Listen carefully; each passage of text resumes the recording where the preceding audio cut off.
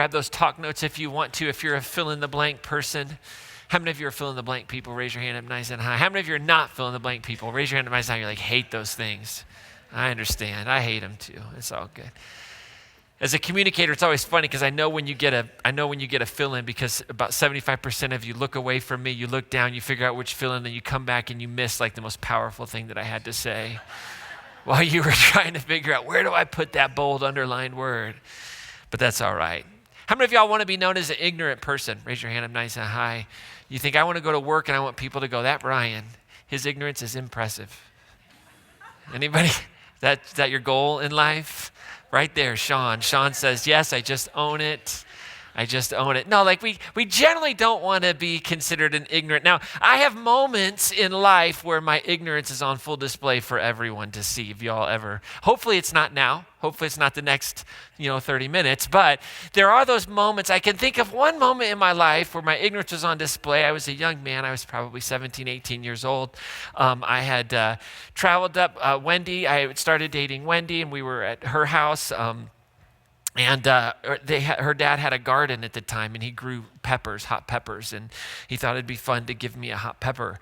And I didn't realize how hot the pepper was, and I just ate the pepper, and it was quite hot. And my ignorance as to the Schofield scale of peppers was on full display for everyone. They got a good laugh at that, right? Because I just didn't know. I didn't know how hot something was. I was ignorant of the fact. Ignorance is really simply this lack of understanding or knowledge regarding something that is understandable or knowable, okay? So let's get a little working definition of the word ignorance. So ignorance is this idea that I don't know something, but it is possible to be known. It's possible for me to know it, okay? So for example, I can't be ignorant of the future because I can't know the future. So that's not something that I would say, oh, well, you're ignorant. How did you not know that, what was going to happen tomorrow or the next day? Well, we can't know that. That's unknowable. So ignorance isn't a matter of not knowing something that you can't know. It's a matter of saying, hey, there's something that I can know, right? But I don't. And so I haven't. Now, sometimes the word ignorant is used pejoratively, but it can be this neutral idea that there's something that could be known and I don't know it. So, right, I can be ignorant of algebra, and I could learn algebra. I could be ignorant of how hot this hot pepper is, and I can learn that, right? So that's really ignorance. Ignorance is about something that is knowable that I don't know yet. And sometimes our ignorance is humorous, right? We get a good laugh. Has anybody ever got a good laugh at your ignorance? Raise your hand up nice and high. It's happened to me. It always happens, right? We have those things that we're ignorant of. You eat a hot pepper. But sometimes our ignorance can be dangerous. Have you ever been around a person whose ignorance is dangerous? Right? Sometimes we call them politicians. Sometimes, I'm just kidding. Right? But ignorance can be dangerous. Sometimes when people refuse to think that they don't know something and then continue to press on as if they do, bad things can happen, right? Like, I'm perfectly fine with having a doctor that is okay going, I'm not really sure. Let me check into that. Like, I would rather have that doctor than the doctor who's like, oh yeah, no problem, and then has no idea what they're doing, right? Like, there is a space where if we aren't willing to accept our ignorance, it can be dangerous, right? If you do not know how to drive a car, right, it can be dangerous. You get behind it with that kind of ignorance, right? And ignorance in our relationships, right? We can be ignorant in our relationships. And ignorance in our relationships shows up, and all of a sudden we find ourselves in interpersonal conflict, right? If you are in an intimate relationship with someone and you are ignorant of something about them, that could potentially turn into conflict. So Wendy and I were out this past week, and we were somewhere, and I said, Wendy, let's play a little game. There was a rack of earrings there, and I said, okay, here's what we're going to do. I'm going to pretend I'm buying you earrings for Christmas, and I'm going to choose two that I think you would like, and then I want you to just say which two you like the most, and let's see how close I get. I was not close. I was quite ignorant of the appropriate earrings in that moment. And that was kind of a dangerous spot for me to be in. A little interpersonal conflict emerged right there at Trends in Estes Park. But I learned a little something about myself that day and those around me, right? But if we don't understand what's going on in the lives of, say, our children or our family members or close friends, we can function in such a way that we just kind of steamroll and it becomes about conflict.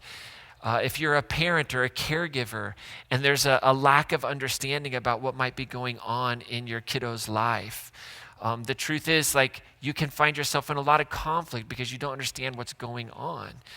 Right? How many of y'all have ever been watching or you've had your own child and they've like just had a meltdown, an utter meltdown, and you've been completely embarrassed by it and you think everybody's judging me as a parent? And we are. I mean, don't think we're not, but we have no reason to, right?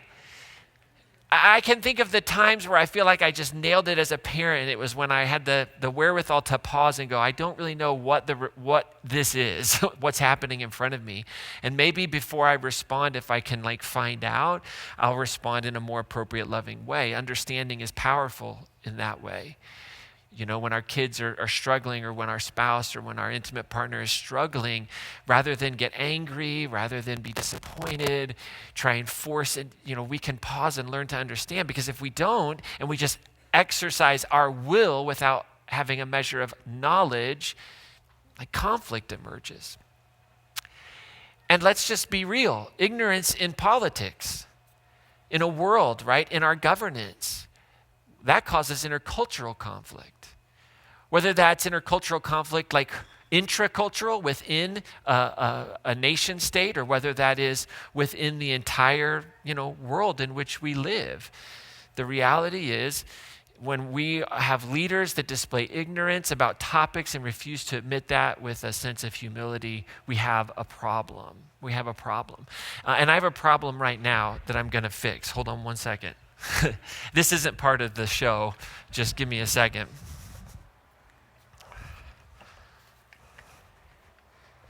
I came prepared. We've been having trouble with our notes screen. And so I thought to myself, I'm going to bring some notes up with me because I got a feeling that we might have some problems. And we do. Like during our baby dedication, there were no notes. I was like, what questions am I supposed to ask these people? I have no idea. We'll figure it out, okay? And here's the thing, ignorance, right? Ignorance in our lives is really a catalyst for a couple of things, right? Ignorance in our lives is a catalyst for suffering and for conflict. And that suffering and that conflict happens interpersonally in our relationships where there's ignorance. It can happen in our communities. It can happen in our nation. I don't know if you have ever experienced that or if you feel that right now. But when there is a lack of understanding of our policies, when there's a lack of understanding of our behavior and how it affects other people or what's going on in their world, then all of a sudden we have suffering, we have conflict in the world. And the truth is, ignorance isn't bliss, right? It's not bliss. It's quite blistering. Right? Ignorance produces wounds. Ignorance produces pain. Suffering and conflict destroy peace in our relationships. They destroy peace in our finances. It destroys peace in our hearts. Right? That's what suffering and conflict does. And I have a little equation here. And I think if you kind of stick with this equation, you'll actually agree with me. Like, how does oppression happen in the world? I think oppression happens in the world, whether it's in a family structure or whether it's on a global scale, whether it has to do with politics or local, neighborhood conflict, whatever it might be. When you take power and you add ignorance to that and you multiply that by the resources available to that person, you find yourself with the opportunity for oppression. The more resources a person has, right, multiplied onto power and ignorance, the greater the oppression. This is how oppression takes place. And this is a part of the story of Christmas, believe it or not. It's the part of story of Advent, is the longing for the release, the longing for the ending of oppression. But here's the thing about Christmas, right? We can set up the tree and we can set up the manger, but that does not fix the mess of oppression. Right? Just because we set up mangers in our homes and outside, and just because we think about this Christmas time, I don't know if you know or not, that doesn't limit the abuse of power in our world. It's not like, well, let's light up the Christmas tree and then everything's fine.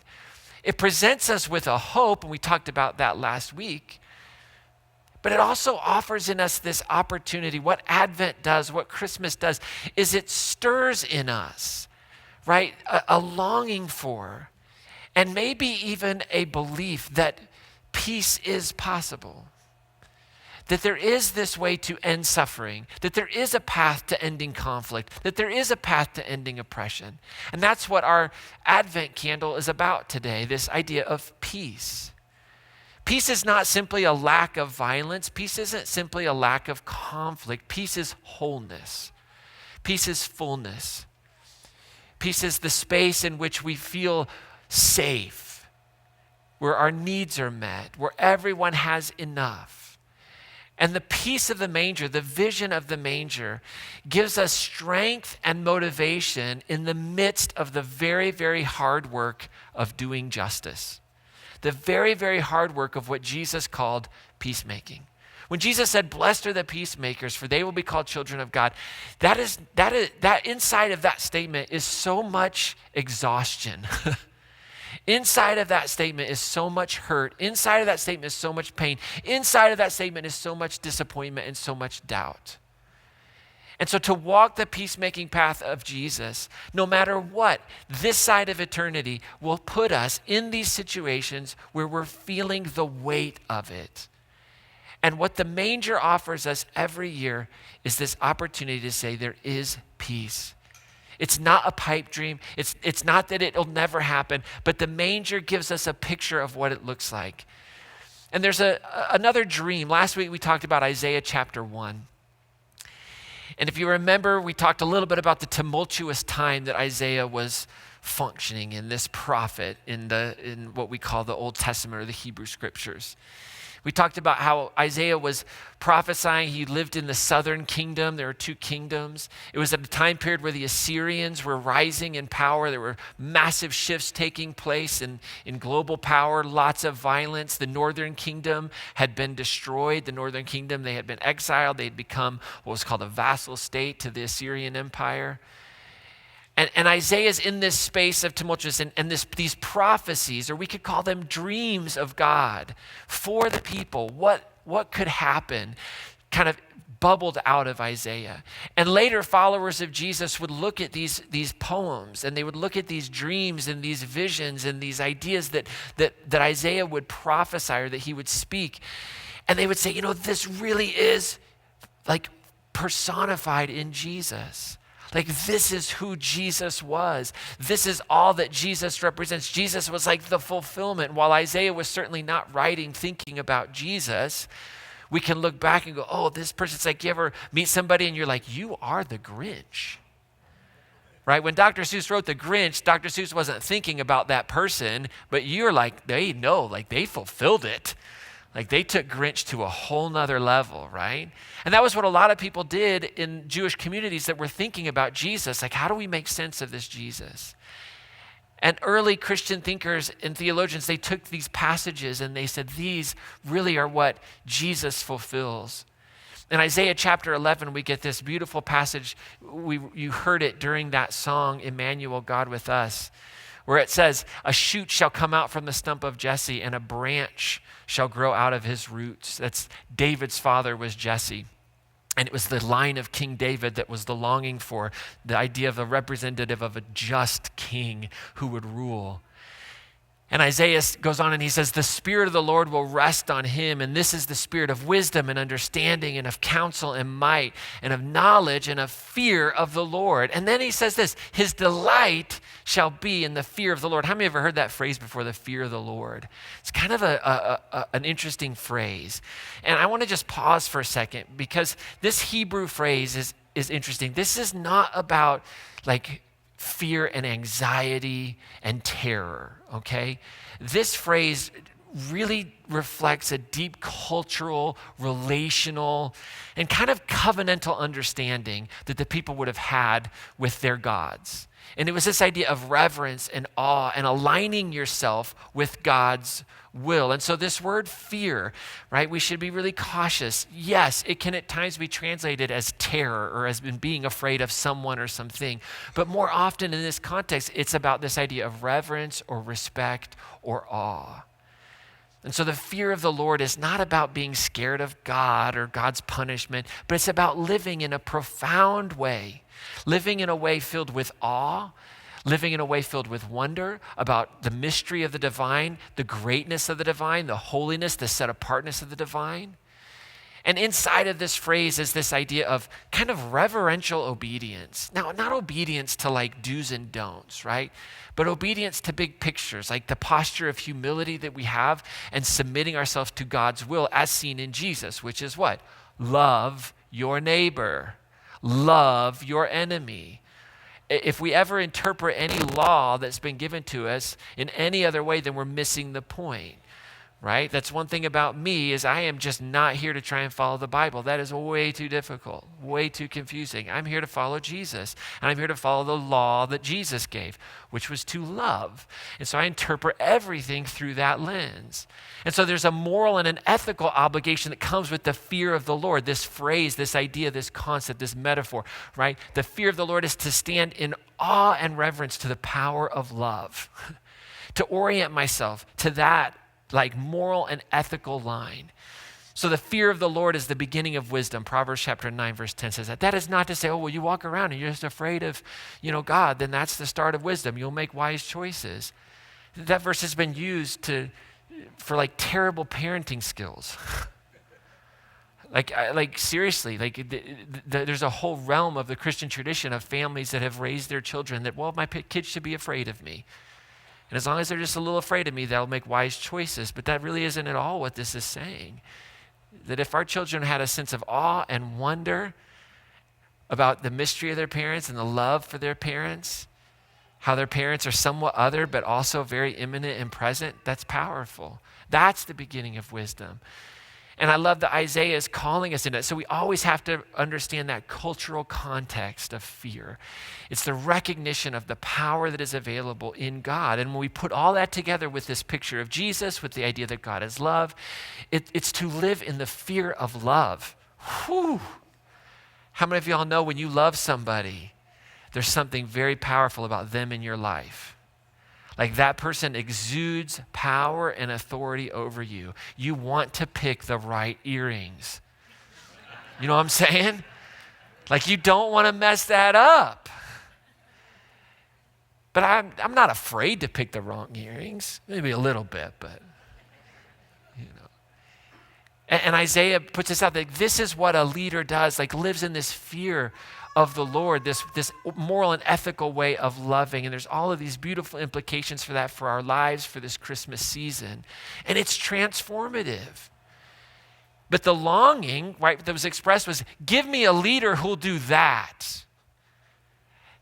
Now, there's a whole branch of our tradition called Christian nationalism. And if we want to be really clear, it's white Christian nationalism, that would say and proclaim that, no, what we need is someone who has the fear of the Lord, who will put the 10 Commandments up on buildings and who'll give Bibles out in schools. That has nothing to do with the fear of the Lord.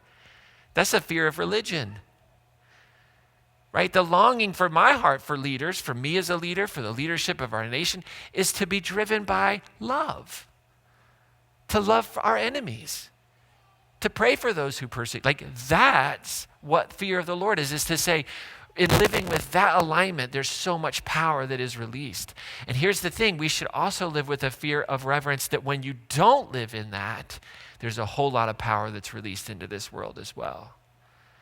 If you don't live in that, if you would choose to not live in the fear of the Lord, then there is a whole problematic way of existence that happens from interpersonal relationships to intercultural relationships. And so Isaiah goes on, right after he says, this is who's going to come up. This is who we're longing for to lead our nation. They're going to live in the fear of the Lord. It's going to be beautiful. It's going to be wonderful. This is what we want, all that good stuff, right? He goes on in Isaiah chapter 11, and he starts to like unveil, like what does this all mean? What does it look like? When someone actually lives this way, when someone actually leads this way with the fear of the Lord, what is it going to look like? And I love it. This is what he says. He shall not judge by what he sees, by what his eyes see, or what his ears hear, but with righteousness he shall judge for the poor and decide with equity for the oppressed. Like, this is a woke leader. Some of you are like, oh man, I did not mean to go to church today. Like, eyes open, ears open. But knowing, hey, what I'm hearing and what you're claiming is not true, because the evidence is, look at all the poor. Look at the lack of equity. But this leader is not going to be ruled by that. It's not going to be tricked by that. Like, this ruler is going to look and see the evidence of poverty, the evidence of inequity, and is then going to judge in righteousness based on that. And then there's this really powerful phrase that says, he shall strike the earth with the rod of his mouth, meaning nonviolent, meaning words. And with the breath of his lips, he shall kill the wicked. We might say, with the breath of his lips, with his words, he will destroy wickedness. He'll judge it. It says, righteousness shall be his belt around his waist, and faithfulness the belt around his loins. See, here's the thing. Isaiah knew that justice for the poor, required the messy work of discernment. See, discernment says, what I'm hearing and what I'm seeing, I'm not believing. Like, what I'm hearing and what I'm seeing, you're saying all you got to do, oh man, I am going to be in so much trouble today. All I got to do is work hard. All I got to do is work hard, and then I'll be successful. But here's the thing. I know a lot of people that work a lot harder than me, and they've got a lot of things stacked up against them, and they're not nearly as successful. And see, this is a leader who says, you know what? I hear what you're saying. No, I don't buy it. I don't buy it. See, discernment requires wisdom, right? All those things that this leader was going to have, the Spirit of Christ, the Spirit of the Lord would be upon this person, and they're going to have wisdom and understanding and knowledge and counsel and bravery, right? How many of you all this Christmas season are longing for that type of leadership in our world? I mean, if there was ever an Advent season where the longing of Isaiah and the longing of those who were oppressed by Roman rule hits the hearts and lives of people trying to live the peacemaking path of Jesus, it's right now. And these things, wisdom and understanding and knowledge and counsel and bravery, these are the tools that open up our eyes to see past what they're seeing. They open up our ears to see past the deceptive systems of the world that promote all kinds of oppression, that withhold equity. And then Isaiah gives this like grandiose, ridiculous vision of what it's like. He says, it's like this. The wolf will live with the lamb. They're going to like lie down together. The leopard and the kid, the calf and the lion are going to eat together. A little child's going to lead them, and the cow and the bear, they're going to graze, and their young are going to lie down together, and the lion's going to eat straw like the ox. And the nursing child will play over the hole of the asp, and the weaned child, they're going to put their hand on the adder's den. That's what it's like when you have someone who's in leadership, who's ruling with love, who's ruling with wisdom and counsel and bravery under the fear of the Lord. And it has nothing, Isaiah says nothing in this verse about how many times they go to church. Isaiah says nothing in this passage about anything to do with going to the temple, anything to do with the Ten Commandments. It's all about justice for the poor and those who have suffered under the inequitable ways of the world. That's all he's talking about here. And Isaiah is saying, I have this beautiful dream that I believe is the heart of the God that we serve, that is at the very foundation of the fear of the Lord, and that is a world free of messy antagonisms and fears. Like, that's the idea. All of these animals that are antagonistic to each other. The dream is that there is a way to lead that removes the things that are not necessary, the antagonisms. He goes on and he says, they are not going to hurt or destroy any on my holy mountain. For the earth, I love this phrase, the earth will be full of the knowledge of God as the waters cover the sea. How many of y'all know waters don't cover the sea, they fill the sea? It's poetry, people. You're not supposed to take it literally. But what does it say? What is Isaiah's dream? in the midst of, remember what he's dealing with. He's dealing with the Jerusalem politics, the Jerusalem power, all out of whack, selfish. This gap that's being built between the peasants and the paupers. I mean, he's dealing with all of it. He's seeing the destruction of his brothers and sisters in the northern kingdom. And he says, here's the thing, there can be a time, there can be a way that the knowledge of the Lord will cover the earth. What is the knowledge of the Lord? Well, if you think about what he's just writing, the knowledge of the Lord is not everybody knows how to worship at the temple, and we've got Leviticus memorized. We know exactly how to make the animals and the sacrifices and how much grain to bring in. No, what is the wisdom of God, the knowledge of the Lord? It is justice for the poor and the oppressed. And that's what he dreams covers the earth. See, the knowledge of God is the knowledge that this is the dream of the divine. The wisdom of God is a path to end violence and poverty. It's this beautiful path out of poverty. It's out of war. It's out of violence. And as much as I think there's a lot of wisdom in our world and in the church world, and we can come and do 6 steps to healthy marriages, and we should do that. But let's never mistake that that is not the vision of our faith.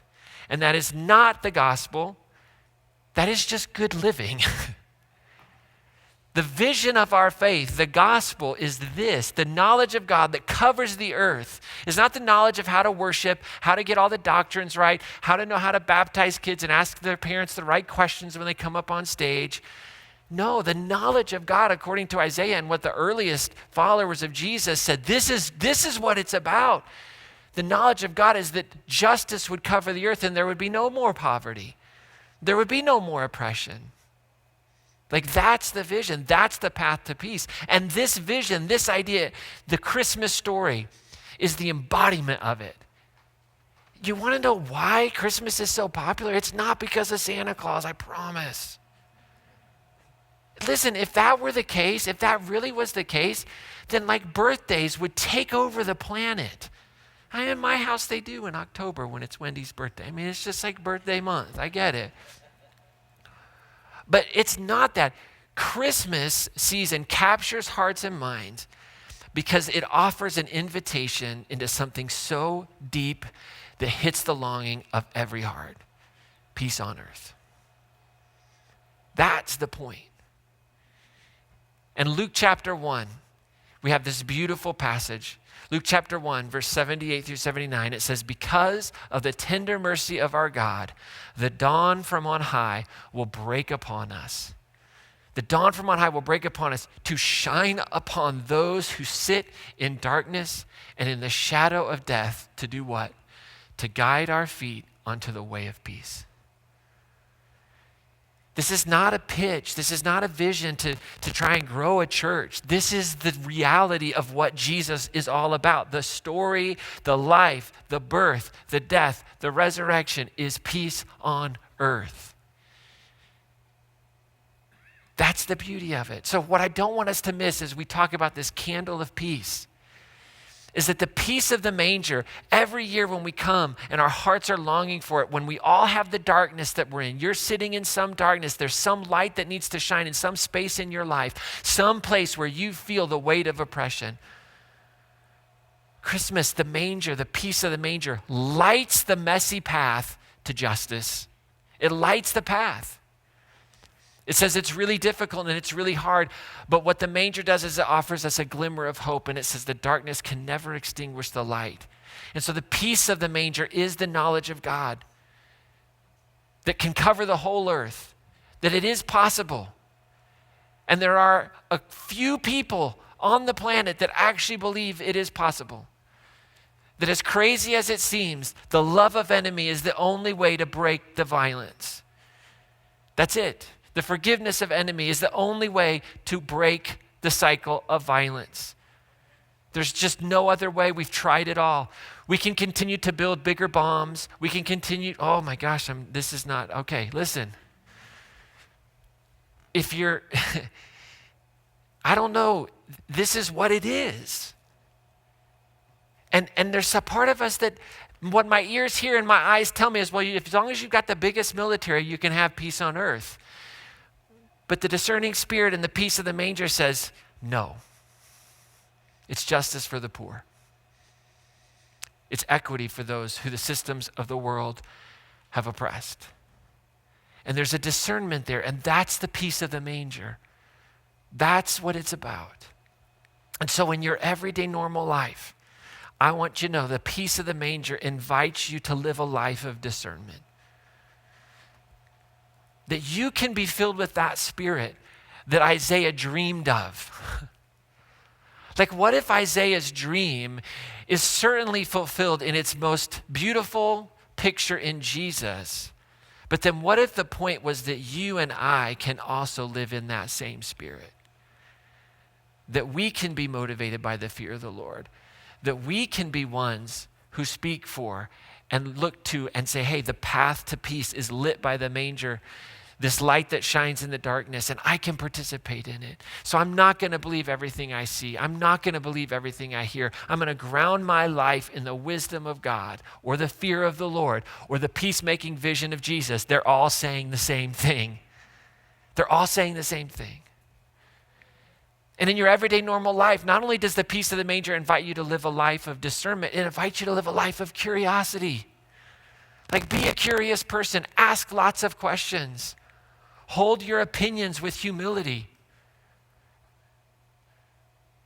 When there's a person in your world and you have ignorance about that person's experience, withhold your opinion and ask lots of questions. That's the beauty of it, to move out of ignorance into understanding. And ultimately, the peace of the manger invites us to live a life of justice. There are all kinds of things that happen in our lives that are a product of healthy spirituality. Okay?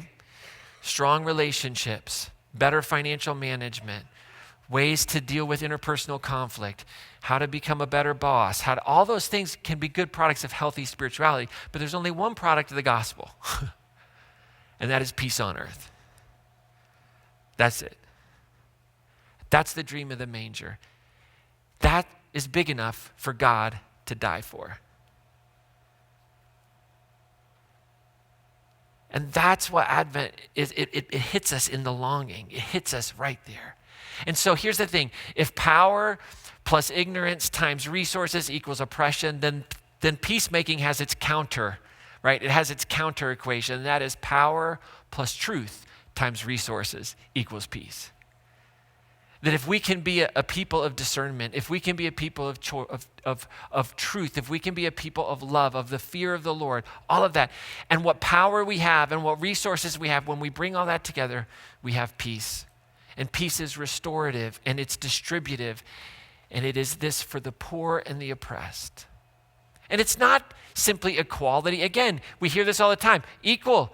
Everybody has equal. Equality, equality, equality. Equality is not equity. We have to have discernment about that. Justice for the poor and the oppressed. The peace of the manger is not about equality. It's about equity. What's the difference? I love that you asked that, because I have a picture to help you with that. Here's the difference between equality, and here's the difference between equity.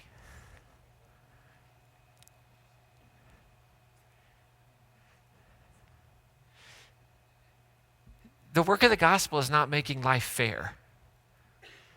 You all don't want life fair. Trust me. I don't want life to be fair. My life wouldn't be as good as it is if it were fair. But part of the gospel is to say, okay, I have to move. Like, it's not about equal, everybody getting a crate. It's about the right people getting the right amount of crates. And setting up systems that work towards distributive justice. That's what it's about. And this picture, this idea, the peace of the manger makes the world a better place, because the peace of the manger offers us the chance to decrease our ignorance and suffering. And those that are suffering in the world. So as we have communion this morning, what is it that God's inviting you into today? I hope that the peace of the manger is inviting you to become less ignorant of a person who looks or thinks differently than you. That perhaps there's a person in your life who loves differently, who looks differently, who has a different gender identity than you. And there's a lack of understanding, but yet you can understand. It just takes a little discomfort and some questions and curiosity and coffee or whiskey or whatever it might be. So become less ignorant. And here's the thing, for those of you that you would say, hey, there's a part of my very being that is suffering, that has been the recipient of oppression. While you are not responsible for educating the whole world on every bit of suffering that maybe you or a category with which you've been classified as, you are not responsible for that. Part of the gospel, though, is to love your enemy. Part of the gospel is to actually help educate others regarding the suffering in your life. And so take that time to help people understand the suffering that you experience because of certain policies, because of ignorance that is popular in our world. The song that we're singing here, this Christmas song for communion, says, let there be peace and let it start in me.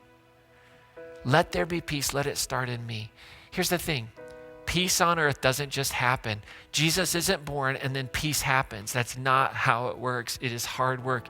What Jesus and the story and the death and the resurrection show us is the path to peace. What did Jesus say? I am the way, the truth, and the life.